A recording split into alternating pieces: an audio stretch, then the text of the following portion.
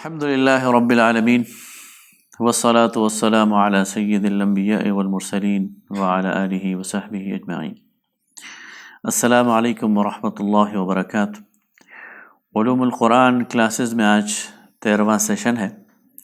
آج ہم سورہ یونس سے انشاءاللہ اپنی گفتگو کا آغاز کریں گے. قرآن پاک میں مصحف میں سورتوں کی جو ترتیب ہے اس لحاظ سے سورتوں کا جو تیسرا گروپ بنتا ہے وہ سورہ یونس سے شروع ہوتا ہے اور سورہ النور پر ختم ہوتا ہے. اس میں سورہ یونس، سورہ ہود، سورہ یوسف، سورہ رعد، ابراہیم، حجر، نحل، بنی اسرائیل، کہف، مریم، طٰہٰ، انبیاء، حج، مومنون اور نور ہیں. اور اس میں نور کے علاوہ باقی ساری صورتیں یہ مکی ہیں. گویا آخری صورت مدنی ہے اور اس کے علاوہ باقی صورتیں مکی ہیں. یہ جو گروپ ہے اس کو اگر کوئی عنوان دیا جائے تو اس کا عنوان انذار بنتا ہے، یعنی آخرت کے انجام سے ڈرانا. اور ان صورتوں میں اللہ رب العالمین نے قریش کو اور قریش کے بعد پوری انسانیت کو جہنم کے خوفناک انجام سے ڈرایا ہے. اور اس میں عموماً جو انداز ہے وہ فہمائش کا ہے، نصیحت کا ہے اور انسانوں کے ساتھ بھلائی اور ان کی ایک لحاظ سے ایک طور پر ان کو ایک نقصان سے بچانا، یہ اس صورت کا عمود ہے، ان صورتوں کا. دوسری طرف ان صورتوں میں اہل ایمان کو ثابت قدمی اختیار کرنے کی تلقین کی گئی ہے، صبر اختیار کرنے کی تلقین کی گئی ہے اور انہیں بشارت دی گئی ہے کہ یہ ایک عارضی فیز ہے جس سے آپ گزر رہے ہیں. مخالفت ہو رہی ہے، آپ کے خلاف ریزسٹنس پوری شدت آب اور تاب سے جاری ہے. آپ کے ساتھیوں کو اور خود آپ کو مصائب کا سامنا کرنا پڑ رہا ہے، مشکلات کا سامنا کرنا پڑ رہا ہے، جھوٹے پروپیگنڈے اور استہزاء کا سامنا کرنا پڑ رہا ہے. لیکن ان چیزوں سے بددل ہونے کی ضرورت نہیں ہے، تنگ دل ہونے کی ضرورت نہیں ہے اور ہراساں ہونے کی ضرورت نہیں ہے، بلکہ یہ موقع ثابت قدمی کا ہے، صبر کا ہے، ثبات کا ہے. اور اس کے بعد پھر انشاءاللہ آپ کے لیے وہ دور آنے والا ہے کہ جس میں اس دنیا میں بھی آپ کو کامیابی ملے گی اور آخرت کی کامیابی تو اہل ایمان کے لیے ہے ہی. اور اسی طرح سورہ نور میں اللہ تعالیٰ بالکل جو آخری صورت ہے اہل ایمان کو اس دنیا میں خلافت کا جو مژدہ ہے وہ بھی سنا دیتے ہیں کہ وعد اللہ الذین آمنوا منکم والذین عملوا الصالحات لیستخلفنہم فی الارض وعد اللہ الذین آمنوا وعملوا الصالحات منکم لیستخلفنہم فی الارض کما استخلف الذین من قبلہم، کہ اللہ تعالیٰ ان لوگوں کو جو ایمان لائے تم میں سے اور جنہوں نے عمل صالح کیے ان سے یہ وعدہ کرتا ہے کہ زمین میں انہیں خلافت بخشے گا. گویا یہ جو کمزوری کا فیز ہے تمہارا اور مغلوب ہونے کا فیز ہے یہ ختم ہونے والا ہے اور تم انشاءاللہ غالب آؤ گے. اس کے ساتھ ساتھ اس صورت میں ان صورتوں میں سب میں ایک اخلاقی جو مسلمان کا وجود ہے اس کے حوالے سے بھی بار بار تلقین کی گئی ہے. اور سورہ نور میں خاص طور پر اور اس سے پہلے سورہ المؤمنون میں یہ بات کی گئی ہے کہ ایک مسلمان کو اس دنیا میں قیادت اور سیادت کے منصب پر اگر فائز ہونا ہے اور اس دنیا کی آزمائشوں میں کامیاب ہونا ہے اور آخرت کے آزمائش میں کامیاب ہونا ہے تو پھر اس کا ایک مضبوط اخلاقی وجود ہونا چاہیے. اس کو اپنی شرمگاہوں کی حفاظت کرنی چاہیے، اس کو اپنے قول اور قرار کا پاس کرنا چاہیے، اس کو محکوموں کے ساتھ اچھا رویہ اختیار کرنا چاہیے، اس کو امانتوں کی حفاظت کرنے والا بننا چاہیے، اس کو سچی گواہی دینے والا بننا چاہیے اور اس کو نماز کی حفاظت کرنے والا بننا چاہیے. تو یہ وہ ساری چیزیں ہیں جو ان صورتوں میں ہم دیکھتے ہیں. اب سورہ یونس کو ذرا ڈیٹیل میں اس کے مطالب کا ہم تجزیہ کریں گے. تو سورہ یونس میں بات شروع یہ کی گئی کہ اکان للناس عجبا ان اوحینا الى رجل منهم ان انذر الناس وبشر الذین آمنوا وان لهم قدم صدق عند ربهم. کیا انسانوں کو اس بات میں تعجب ہے، انسانوں کو یہ بات عجیب لگی ہے کہ ان کے درمیان ایک انسان اٹھتا ہے اور انہیں ڈراتا ہے ان کے انجام سے. یہ جو انذار ہے یہ انبیاء علیہ السلام کی ایک ڈیوٹی ہے. بشیر اور نذیر، اللہ تعالیٰ نے ہر نبی کو یہ لقب دیا ہے کہ وہ بشارت دینے والے ہوتے ہیں اور ڈرانے والے ہوتے ہیں. سورہ ملک میں اللہ تعالیٰ ہمارے سامنے ایک منظر رکھتا ہے کہ جب گروہ در گروہ انسانوں کو جہنم میں ڈالا جا رہا ہوگا. کلما القی فیہا فوج سألہم خزنتها الم یأتکم نذیر. جب انسانوں کے گروہ در گروہ جہنم میں ڈالے جا رہے ہوں گے تو جو جہنم کا داروغہ ہوگا وہ ان جہنمیوں سے پوچھے گا الم یأتکم نذیر، کیا تمہارے پاس کوئی ڈرانے والا نہیں آیا تھا؟ اتنا خوفناک انجام ہے اور تم اس کا شکار ہو گئے ہو، تم اس جہنم کا ایندھن بننے جا رہے ہو، تو کیا دنیا میں تمہیں کسی نے اس سے ڈرایا نہیں تھا؟ قالوا بلا، وہاں وہ لوگ اقرار کریں گے کہ ہاں قد جاءنا نذیر، ہمارے پاس ڈرانے والا آیا تھا. فکذبنا، لیکن ہم نے اسے جھٹلا دیا. تو یہاں اس دنیا کے اندر ہمیں ایسے لوگ نظر آتے ہیں، اور اس وقت بھی لوگ یہ کہتے تھے کہ یہ کیا شروع کر دیا ہے کہ لوگوں کو اس دنیا کے حوالے سے، اس آخرت کے حوالے سے جو کسی نے دیکھی نہیں ہے، جو کسی نے محسوس نہیں کی، جس کا کسی کو حصی تجربہ نہیں ہے، اس کے حوالے سے تم ہمیں کہانیاں سنا رہے ہو کہ جنت ہوگی اور جہنم ہوگی. یہ چیزیں ہماری سمجھ میں نہیں آتی. تو فرمایا کہ انسانوں کے لیے عجیب ہے کہ وہ یہ دیکھتے ہیں کہ ان کے درمیان کوئی ڈرانے والا ہے. اور پھر کیا کہتے ہیں، ان ھذا لساحر مبین، یہ تو جادوگر ہے، یعنی یہ تو جادو والی بات ہے. یہاں پھر اللہ تعالیٰ ان مشرکین مکہ کے سامنے بھی اور پورے انسانوں کے سامنے اپنا تعارف بیان کرتے ہیں. ان ربکم اللہ الذی خلق السماوات والارض، تمہارا رب تو وہ ہے جس نے آسمان و زمین کو پیدا کیا فی ستۃ ایام، 6 دنوں کے اندر. ثم استوى علی العرش، پھر وہ مرتکز ہوا، پھر اس نے اپنی توجہ کی عرش کی طرف. یدبر الامر، اور یہ تمام معاملات کی تدبیر کی. اور اس کے بعد کوئی شفیع نہیں ہے، کوئی سفارشی نہیں ہے جو اس کے دربار میں کھڑے ہو کر اس کے سامنے بات کر سکے اس کی اجازت کے بغیر. ذالکم اللہ، یہ تمہارا رب ہے. فاعبدوہ، اسی کی عبادت کرو. کیا تمہیں سمجھ نہیں ہے اس بات کی؟ کیا تم ہوش میں نہیں آؤ گے؟ پھر یہ بتایا کہ وہی اللہ ہے جس نے ابتدا کی ہے تخلیق کی، اور وہی دہرائے گا. یہ سوال بھی مشرکین مکہ کرتے تھے کہ یہ جو انسان ہے ہمارے سامنے چلتا پھرتا، ہم اپنے ہاتھوں اسے قبر میں دبا دیتے ہیں، دفن کر دیتے ہیں، پھر ہمارا ہی تجربہ ہے کہ قبر کے اندر اس کی جو ہڈیاں ہیں وہ گل سڑ جاتی ہیں اور مٹی بن جاتی ہیں، تو پھر دوبارہ ان کو کون زندہ کرے گا؟ تو اللہ تعالیٰ یہاں پر ان کی اس دلیل کے اس اعتراض کے جواب دیتے ہیں کہ دیکھو، جس نے پہلی دفعہ پیدا کیا ہے وہی دوبارہ اٹھائے گا. جب پہلی دفعہ اس کے لیے پیدا کرنا مشکل نہیں تھا تو دوبارہ اٹھانا، ریزریکٹ کرنا اس کے لیے مشکل نہیں ہے. اور پھر فرمایا کہ لیجزی الذین آمنوا وعملوا الصالحات بالقسط، تاکہ جزا دیں ان لوگوں کو جو ایمان لائے اور جنہوں نے عمل صالح کیے، ان کو ان کا پورا پورا بدلہ دیا جائے. والذین کفروا، اور جن لوگوں نے انکار کیا، لہم شراب من حمیم، تو ان کے لیے کھولتے ہوئے پانی کا عذاب ہے. وعذاب علیم، اور دردناک عذاب ہے. بما کانوا یکفرون، اس لیے کہ انہوں نے کفر کیا. پھر اللہ تعالیٰ کائنات سے مثالیں دے کر انسان کو متوجہ کرتے ہیں، اس کو غور اور فکر کی دعوت دیتے ہیں. والذی، وہ اللہ، جعل الشمس ضیاء، جس نے سورج کو چمکدار بنایا، روشن بنایا. والقمر نورا، اور چاند کو منور کیا. وقدرہ منازل، اور پھر اس چاند کی مقرر کی منزلیں.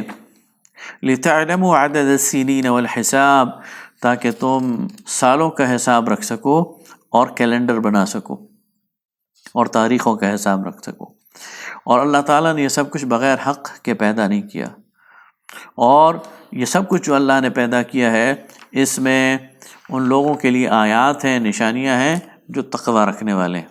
گویا ایک خدا ترس انسان جب کائنات پر غور کرتا ہے، زمین و آسمان پر غور کرتا ہے، چاند سورج اور ستاروں کی تخلیق پر غور کرتا ہے، اس کائنات کے اندر نباتات، جمادات پر، پہاڑوں پر، دریاؤں پر غور کرتا ہے، خود اپنی تخلیق پر غور کرتا ہے، تو وہ اس نتیجے پہ پہنچتا ہے کہ یہ ساری کاریگری ایک بہت بڑے صناع اور ایک بہت بڑے خالق کی کاریگری ہے، اور اس میں کوئی جھول نہیں ہے، کوئی ٹیڑھ نہیں ہے، کوئی کجی نہیں ہے، کوئی کمی نہیں ہے، بلکہ اس کی ساری جو یہ صنعت ہے یہ بہت ہی زبردست ہے، شاندار ہے، اور اس کے بعد وہ اس نتیجے پہ پہنچتا ہے کہ اس رب کے سامنے جھک جانا چاہیے اور اس کی رضا میں اپنی رضا کو شامل کرنا چاہیے۔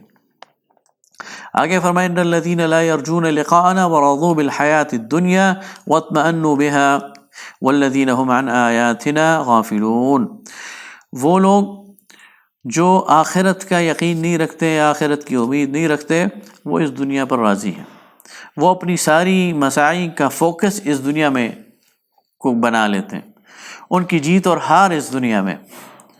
اس کے برعکس جو اہل ایمان ہیں ان کا جو فوکس ہے وہ آخرت ہے، ان کی جیت اور ہار کا اصل میدان وہ آخرت ہے، اس لیے وہ اس دنیا میں کوشش تو کرتے ہیں لیکن اس دنیا کے اندر سے اجر سمیٹنے پر اپنی توجہ نہیں رکھتے، بلکہ اجر کے لیے وہ آخرت پر یقین رکھتے ہیں، اور یہ یقین رکھتے ہیں کہ ان کی اصل جیت جو ہے وہ آخرت کی ہے۔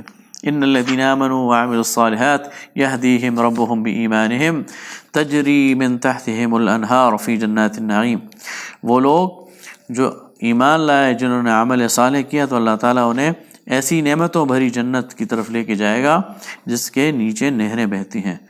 دعواہم فیہا سبحانک اللہم وتحیتہم فیہا سلام، ایسی جنت جہاں جب وہ پہنچیں گے تو وہ وہاں اللہ کی تسبیح کریں گے اور ایک دوسرے کو وہ سلام کریں گے، وہاں سلامتی ہوگی، وہاں کسی کی غیبت نہیں ہوگی، کسی کے ساتھ حسد نہیں ہوگا، کسی ایک دوسرے کو نقصان پہنچانے والی کوئی بات نہیں ہوگی، سارے سراپا محبت ہوں گے اور ایک دوسرے کے لیے سراپا سلامتی ہوں گے۔ وآخر دعواہم ان الحمد للہ رب العالمین، اور ان کی ایک اور جو صدا ہوگی وہ یہ ہوگی کہ اللہ رب العالمین کے لیے ہی ساری تعریفیں ہیں۔ ایک بہت ہی خوبصورت نظارہ اور اس کا منظر کشی کی گئی ہے جنت کی، کہ اس کے اندر ایک ایسا پرسکون ماحول ہوگا جہاں ساری نعمتیں اویلیبل ہوں گی، میسر ہوں گی، اور انسانوں کے تعلقات بہت ہی مثالی ہوں گے، برادرانہ ہوں گے، مشفقانہ ہوں گے، محبت کی بنیاد پر ہوں گے، اور ان کے آپس کی گفتگو بھی اللہ کی تسبیح اور اللہ کی تعریف ہوگی۔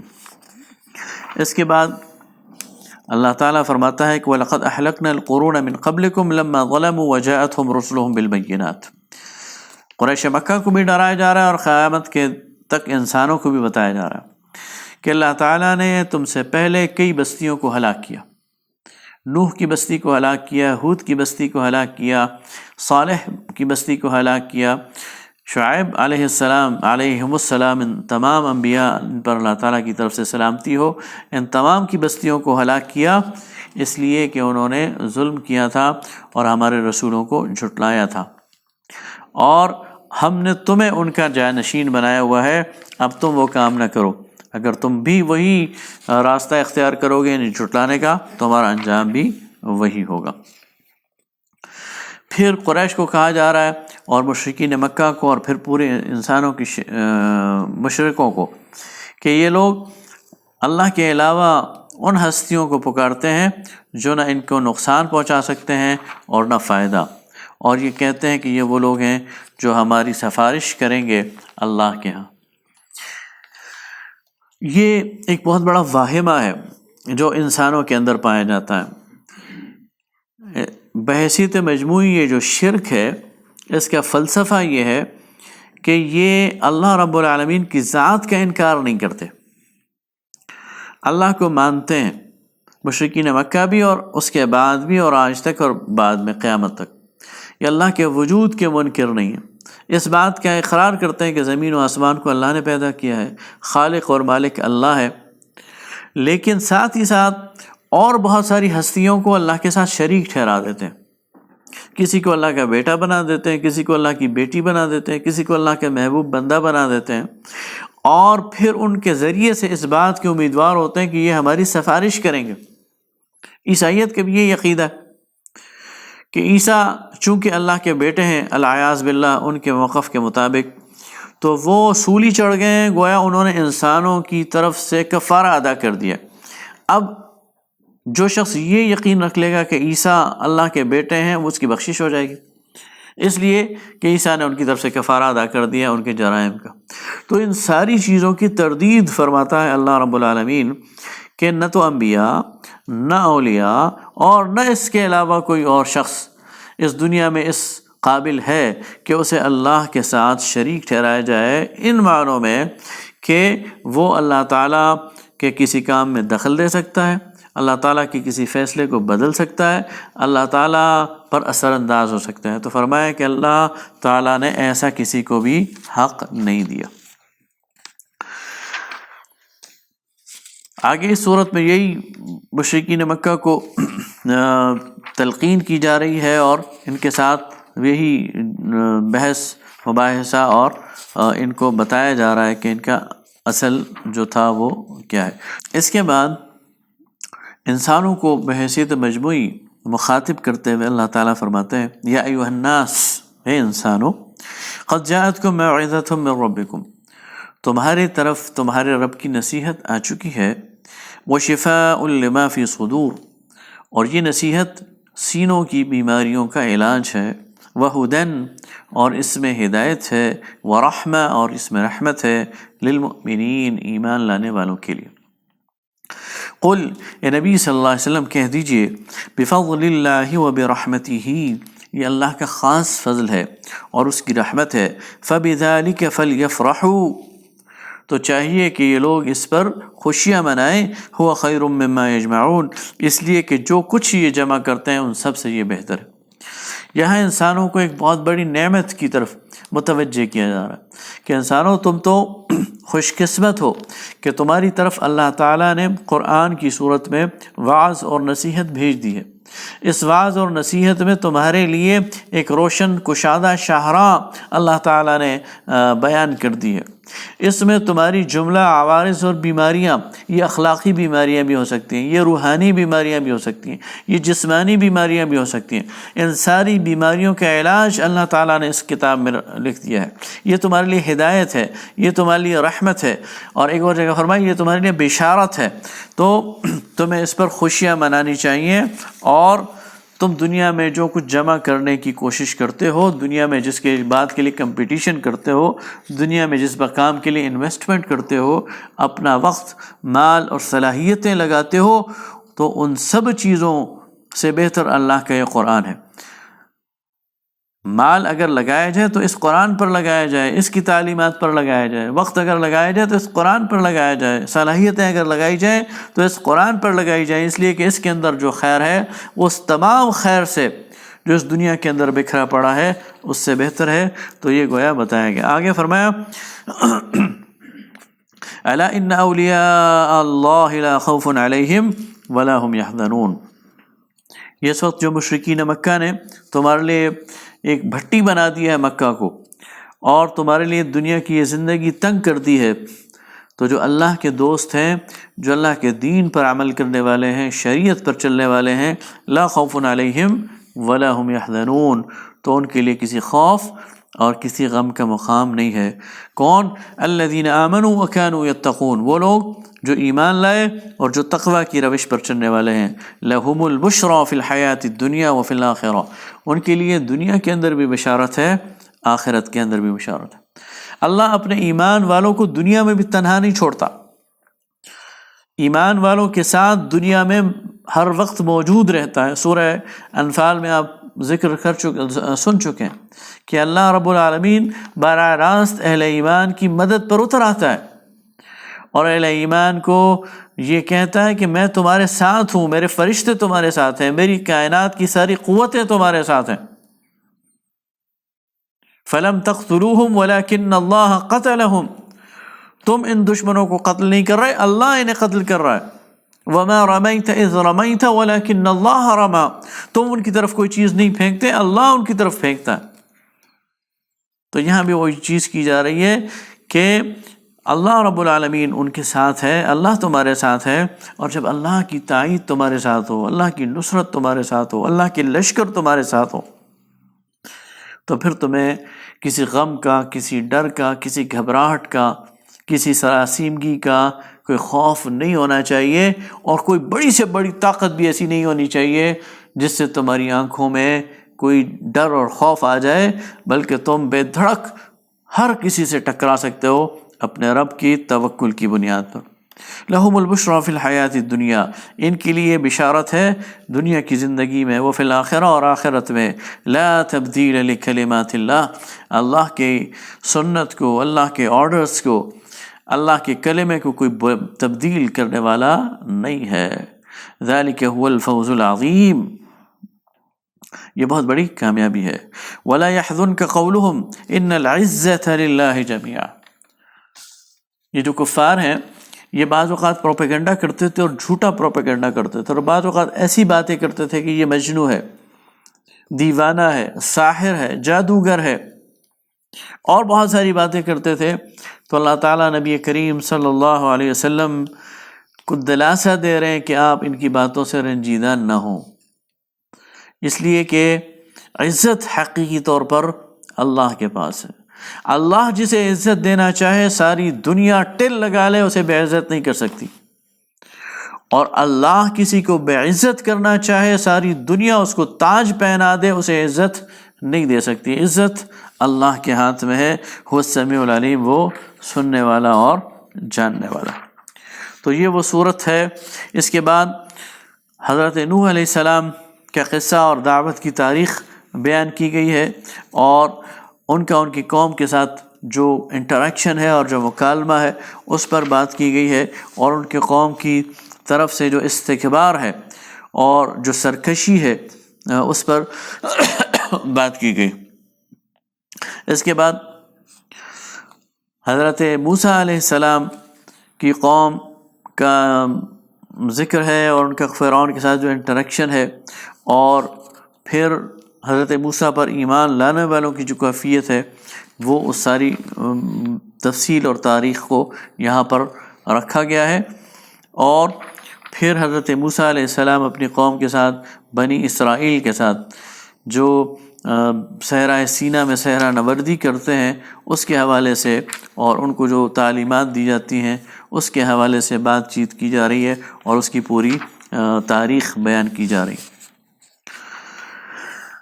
اس کے بعد اسی صورت میں اللہ تعالیٰ یہ بات رکھ رہے ہیں کہ یہ سابقہ اقوام بھی جب وہ نبی اپنی قوم کے ساتھ دعوت اور انذار کا وہ مرحلہ طے کر لیتا ہے تو پھر ان تمام اقوام پر پھر وہ فیصلہ کن گھڑی آ جاتی ہے، اللہ کا عذاب آ جاتا ہے، اور ثم ننجی رسلنا والذین آمنوا كذلك حقا علینا ننجی المؤمنین۔ ایسے موقع پر اللہ تعالیٰ اپنے رسولوں کو بچا لیتا ہے، اس پر ایمان لانے والوں کو بچا لیتا ہے، جس طرح اس نے نوح اور اس کی کشتی والوں کو بچا لیا علیہ السلام، جس طرح اس نے ہود اور ان کے ساتھیوں کو بچا لیا علیہ السلام، حضرت صالح اور ان کے ساتھیوں کو بچا لیا، اور حضرت شعیب اور ان کے ساتھیوں کو بچا لیا، اور جو لوگ وہ انکاری تھے ان پر اللہ تعالیٰ نے عذاب کا فیصلہ مسلط کر دیا۔ تو یہ صورت سورہ یونس یہ مکی صورتوں میں سب سے طویل صورت تھی جو کہ آپ کے سامنے اس کے مطالب کا تجزیہ کیا گیا۔ اگلی صورت سورہ ہود ہے۔ سورہ ہود کا زمانہ نزول بھی تقریباً سورہ یونس کے متصل ہے۔ حضرت ابوبکر صدیق رضی اللہ تعالیٰ عنہ سے روایت ہے کہ ایک دفعہ انہوں نے رسول اللہ صلی اللہ علیہ وسلم کی داڑھی مبارک میں سفید بالوں کی کثرت دیکھی۔ نبی صلی اللہ علیہ وسلم کی داڑھی مبارک آخر عمر تک بالکل سیاہ تھی، لیکن اس میں چند بال روایات میں آتا ہے کہ 20 22 25 یہ سفید تھے، باقی ساری آپ کی داڑھی مبارک وہ سیاہ تھی۔ لیکن یہ مکی صورت ہے، گویا نبی صلی اللہ علیہ وسلم کی عمر مبارک 52 53 سال یا 51 سال، تو آپ کی داڑھی مبارک اس وقت تک بالکل سیاہ تھی، لیکن اس میں سفیدی کے آثار نمایاں ہونے شروع ہو گئے۔ تو حضرت ابوبکر صدیق رضی اللہ تعالیٰ عنہ نے نبی صلی اللہ علیہ وسلم سے پوچھا، یا رسول اللہ میں دیکھ رہا ہوں کہ آپ پر بڑھاپے کے آثار آ رہے ہیں۔ تو آپ صلی اللہ علیہ وسلم نے جواب دیا، شیبتنی ہود و اخواتھا، مجھے سورہ ہود اور اس کی طرح کی اور صورتوں نے بوڑھا کر دیا۔ اس سے اندازہ لگایا جائے کہ یہ صورتیں جو تھیں نبی کریم صلی اللہ علیہ وسلم پر کتنا بھاری بن کر اتری۔ اس کے اندر جو انذار کی کیفیت ہے، اس کے اندر جو سابقہ اقوام پر اللہ تعالیٰ کے عذاب کی کیفیت ہے، اور اس کے اندر جو جہنم اور آخرت کی نقشہ کشی کی گئی ہے، اللہ کے رسول صلی اللہ علیہ وسلم کی ذات پر اس کے براہ راست آثار ہوئے۔ اس صورت میں بھی انبیاء کی تاریخ ہے، اور اس صورت میں ایک استغفار کی دعوت ہے۔ ہر نبی نے اپنی اپنی قوم کو استغفار کی دعوت دی، اے قوم کے لوگوں اللہ کی طرف رجوع کرو، اللہ کی طرف واپس آ جاؤ۔ اور اس استغفار کے نتیجے میں اس دنیا کے اندر بھی اللہ تعالیٰ کی طرف سے سہولت کا وعدہ کیا گیا، اور آخرت کے اندر بھی اللہ تعالیٰ سے سہولت کی بات کی گئی۔ تو بات اس میں یہیں سے شروع کی گئی کہ وَأَنِ اسْتَغْفِرُوا رَبَّكُمْ ثُمَّ تُوبُوا إِلَيْهِ، تم استغفار کرو اپنے رب سے، بخشش چاہو اپنے رب سے، اور اس کی طرف پلٹ آؤ۔ تاب یتوبو یعنی پلٹ آؤ اس کی طرف۔ یمتعکم متاعا حسنا، تمہیں اس دنیا کا اچھا ساز و سامان دے گا۔ اللہ تعالیٰ دنیا کی زندگی کے ساز و سامان کو 2 کیٹیگریز میں ڈیوائیڈ کرتا ہے، تقسیم کرتا ہے 2 اقسام میں۔ ایک قسم جسے اللہ تعالیٰ متاع الغرور قرار دیتا ہے، دھوکے کا سامان، وہ لوگ جو اس دنیا کو اپنا ملجا و مأویٰ بنا لیتے ہیں، وہ لوگ جو اس دنیا کو اپنا اوڑھنا بچھونا بنا لیتے ہیں، وہ لوگ جو اپنی ساری زندگی کی دوڑ دھوپ اس دنیا کے اندر مقید کر لیتے ہیں کہ ان کا فائدہ بھی یہ ہے، ان کا نقصان بھی یہ ہے، اور اس دنیا کو سمیٹنے کے لیے پھر وہ ہر کونے کھدرے میں گھسنے کی کوشش کرتے ہیں، اور وہاں سے بھی مال سمیٹنے کی کوشش کرتے ہیں، اور اس کے لیے پھر کسی جائز اور ناجائز کا بھی خیال نہیں رکھتے، اور اس کے لیے پھر حلال اور حرام کی کسی حد کے بھی خیال نہیں رکھتے۔ تو اللہ تعالیٰ فرماتا ہے کہ یہ متاع غرور، یہ دھوکے کا سامان اکٹھا کر رہا ہے، اس میں کسی اخلاق کی پرواہ نہیں کر رہے، کسی شریعت کی پرواہ نہیں کر رہے، کسی حکم کی پرواہ نہیں کر رہے، کسی حلال اور حرام کی پرواہ نہیں کر رہے، کسی انسانی حق کی پرواہ نہیں کر رہے۔ دوسری طرف وہ لوگ جو استغفار کرتے ہیں، وہ لوگ جو اللہ تعالیٰ کی طرف رجوع کرتے ہیں، وہ لوگ جو احترام کرتے ہیں اللہ تعالیٰ کی شریعت کا، پابندی کرتے ہیں اللہ تعالیٰ کے نازل کردہ قوانین کا، اور پھر وہ رزق حلال کماتے ہیں، اللہ تعالیٰ فرماتا ہے یہ متاع حسنہ ہے، یہ اچھا سامان ہے دنیا کا، اور یہ میں نے تمہارے لیے پیدا کیا ہے، میں تمہیں دوں گا، میں دنیا میں تمہاری ضرورتیں بھی پوری کروں گا، دنیا کی زندگی تمہارے لیے پرلطف بنا دوں گا، تم اس دنیا کی زندگی کو انجوائے کرو گے، تمہاری کوالٹی آف لائف بہتر بنا دوں گا، سکون اور اطمینان بھر دوں گا، برکتیں دے دوں گا، رحمت دے دوں گا، خوشیاں دے دوں گا، سکون دے دوں گا۔ شرط یہ ہے کہ تم استغفار کرو اور اللہ تعالیٰ کی طرف لوٹ آؤ۔ تو فرمایا کہ تم استغفار کرو، یہ اس پوری صورت کا عمود ہے، استغفار۔ ہر نبی نے اپنی قوم کو استغفار کی دعوت دی کہ گناہوں سے توبہ کرو، اللہ کی طرف رجوع کرو، اللہ تعالیٰ تمہیں دنیا کے اندر بھی سہولت دے گا اور آخرت کے اندر بھی سہولت دے گا۔ لیکن اس کا ریئیکشن کیا ہوا؟ اس کا ریئیکشن یہ ہوا، الا انہم یثنون صدورہم لیستخفوا منہ الا حین یستغشون ثیابہم، کہ ہر دور میں رسولوں کے ساتھ پھر ان لوگوں نے کیا یہ کہ رسولوں سے کترانے لگ گئے، یہ اب آ کے نصیحت کرے گا، یہ اب آ کے ہمیں آخرت سے ڈرائے گا، یہ اب آ کر ہمیں اخلاقی تعلیمات دے گا، یہ ابھی آ کر ہمیں حلال اور حرام سمجھائے گا، اس لیے بہتر یہ ہے کہ اس کے راستے سے ہٹ جاؤ، جس راستے پہ یہ نظر آئے اس راستے پہ جاؤ ہی نہ، ان سے ملاقات ہی نہ کرو۔ یا اگر سامنے آ جائیں تو اپنے چہرے پہ کپڑا ڈال لو. وَاسْتَغْشَوْا يَسْتَغْشُونَ ثِيَابَهُمْ، یعنی اپنے چہروں پر کپڑے ڈال کر ان سے اعراض کر لو، ان سے بات ہی نہ کرو.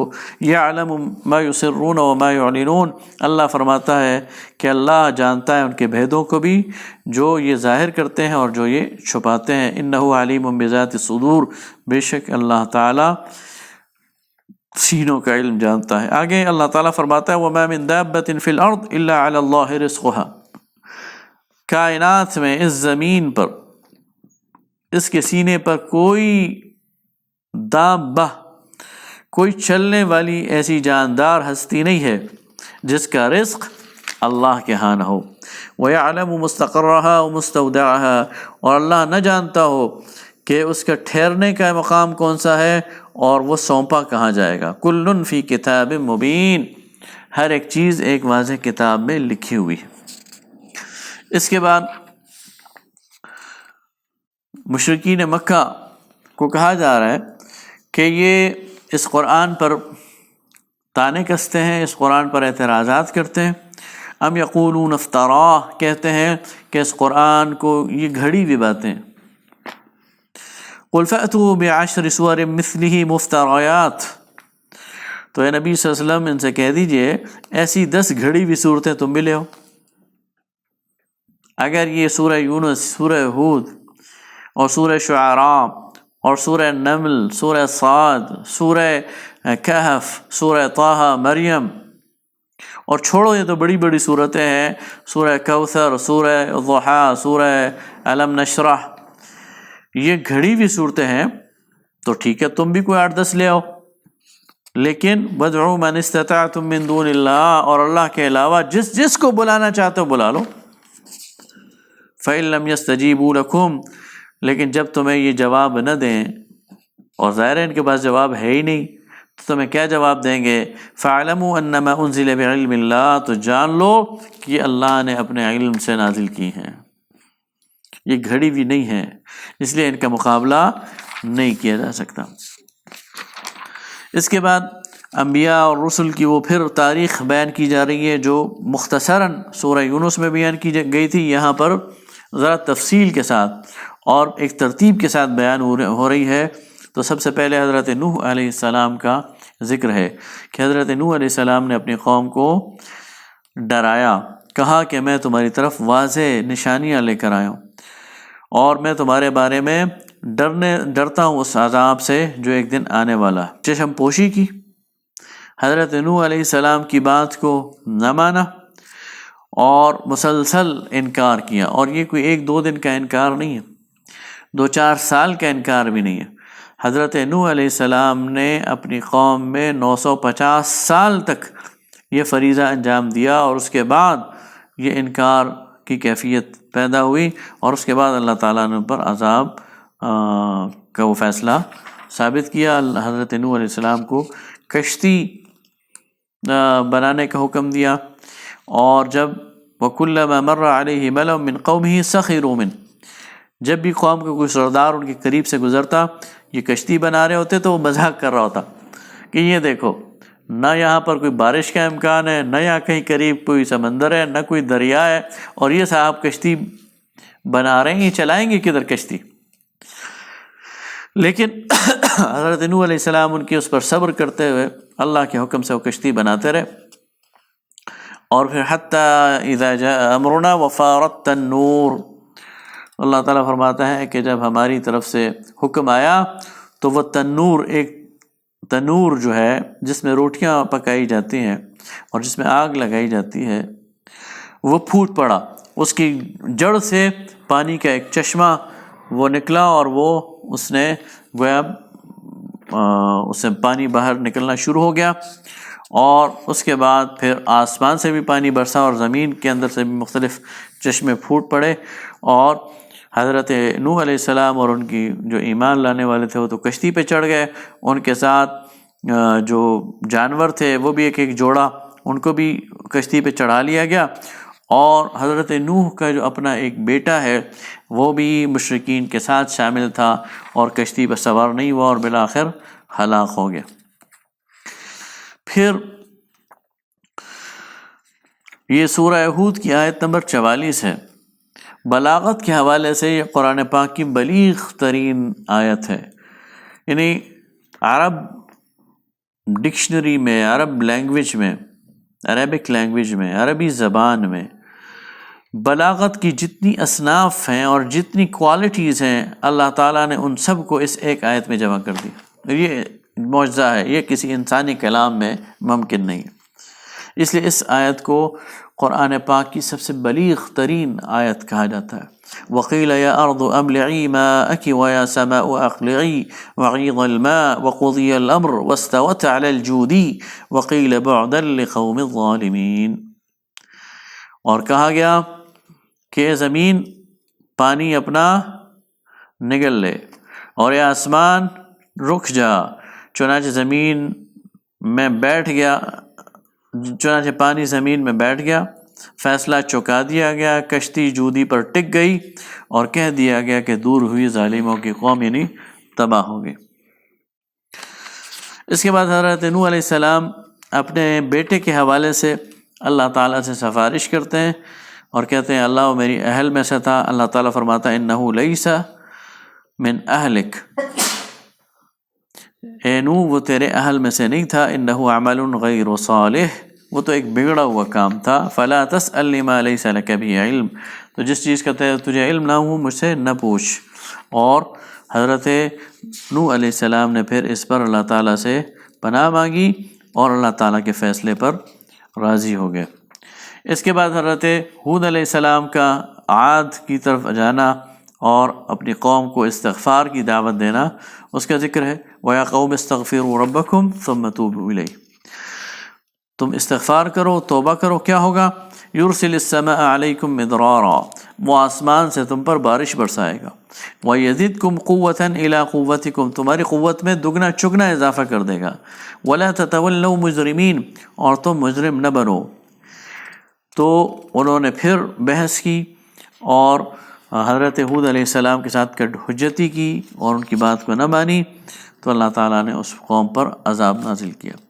پھر یہ ہود عاد یہ قوم کہاں پر تھی، میں گزشتہ پروگرامات میں بتا چکا ہوں کہ اس وقت جو سعودی عرب کا جنوبی علاقہ ہے، جو بہت بڑا صحرا ہے الربع الخالی، اور اس کے جنوب میں جو یمن ہے، یہ وہ علاقہ ہے جو قوم عاد کا علاقہ تھا۔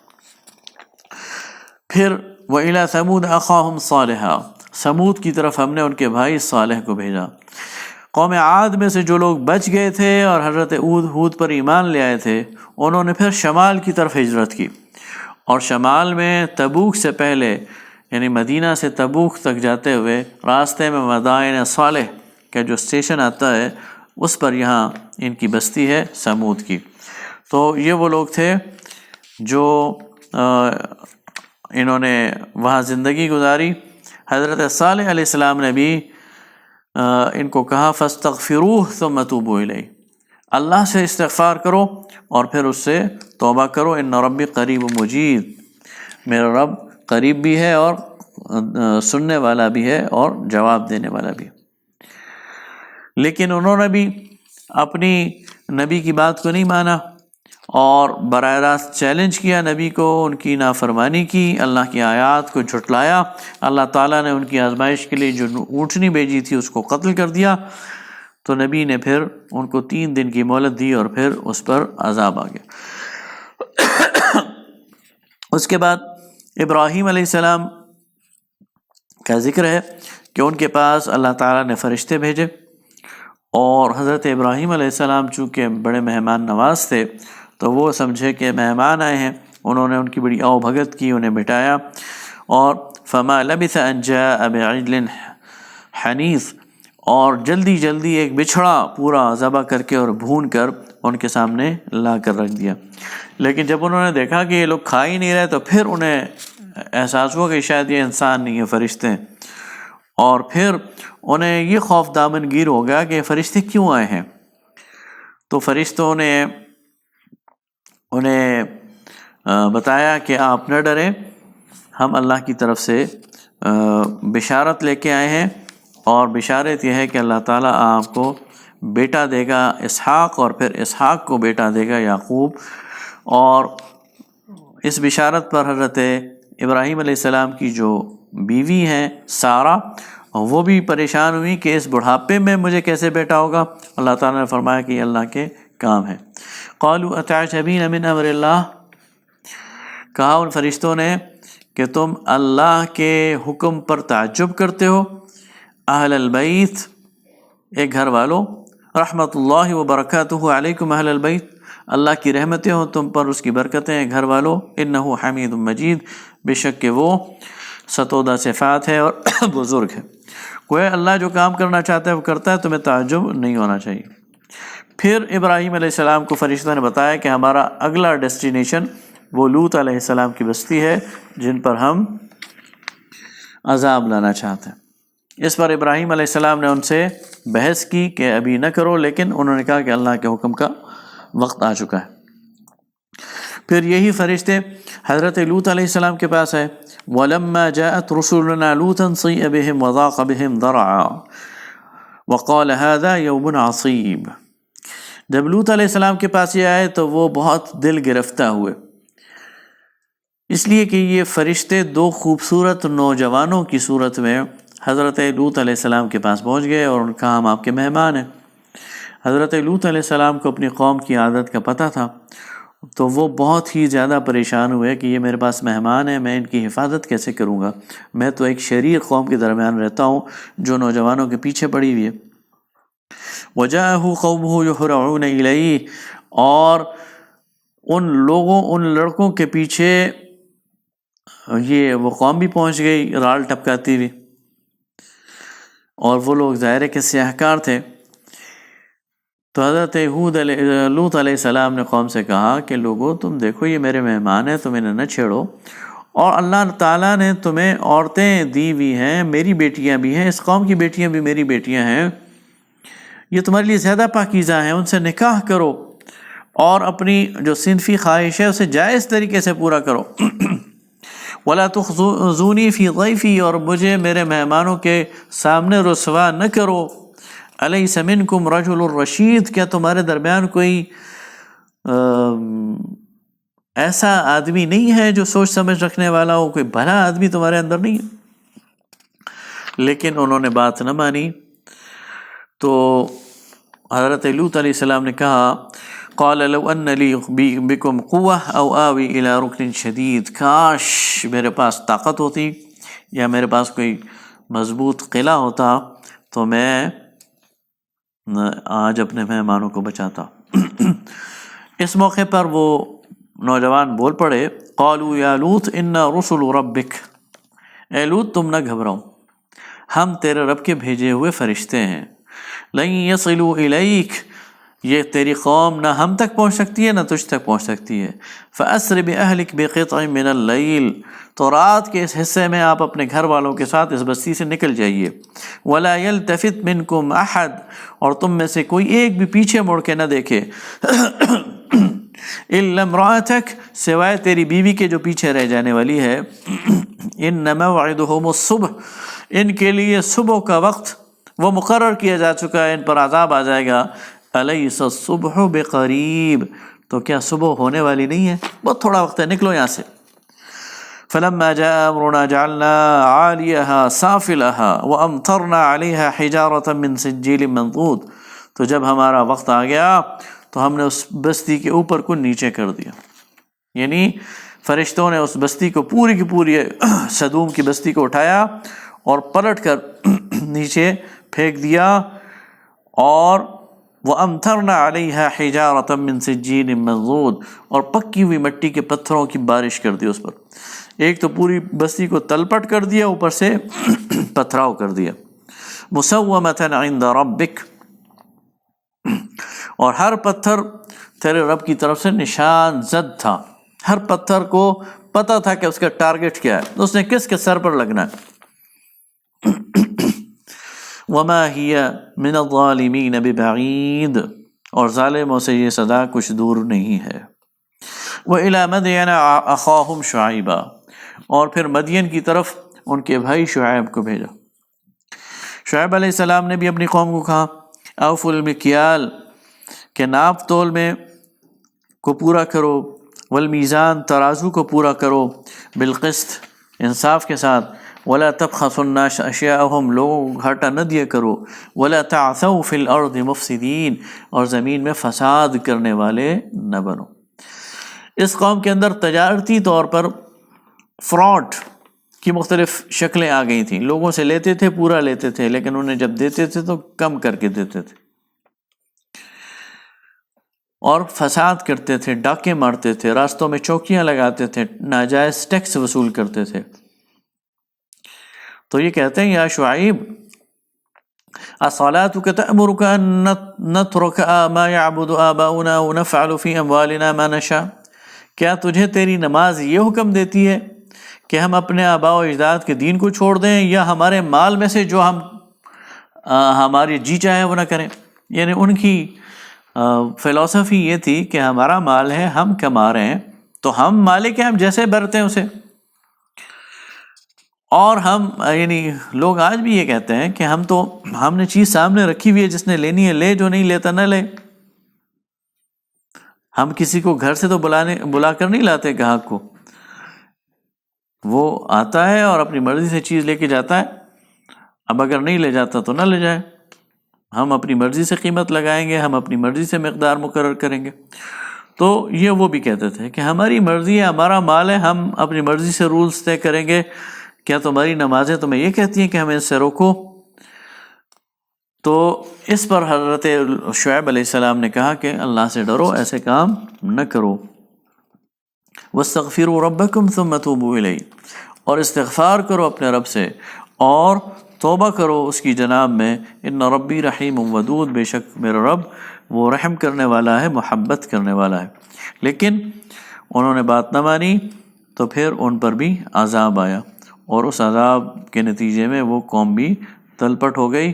نبی صلی اللہ علیہ وسلم کو موسیٰ علیہ السلام کا قصہ بیان کرنے کے بعد نبی صلی اللہ علیہ وسلم کو بتایا گیا کہ ذَلِكَ مِنْ أَنْبَاءِ الْقُرَىٰ نَقُصُّهُ عَلَيْكَ مِنْهَا قَائِمٌ وَحَصِيدٌ۔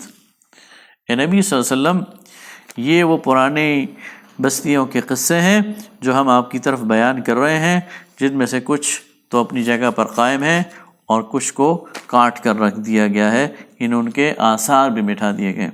تو گویا یہ وہ انذار پر مشتمل اور استغفار کی دعوت پر مشتمل سورہ ہے، سورہ ہود، جس میں اللہ تعالیٰ سابقہ قوموں کے حوالے سے مشرکین مکہ کو بھی اور قیامت تک آنے والے انسانوں کو بھی استغفار کی دعوت دیتے ہیں۔ اللہ تعالیٰ سے دعا ہے کہ ہمیں اللہ تعالیٰ کی طرف رجوع کرنے کی توفیق عطا فرمائے، استغفار کی توفیق عطا فرمائے، اور اپنی معاشی زندگی میں بھی دین پر عمل پیرا ہونے کی توفیق عطا فرمائے۔ وآخر دعوانا الحمد للہ رب العالمین۔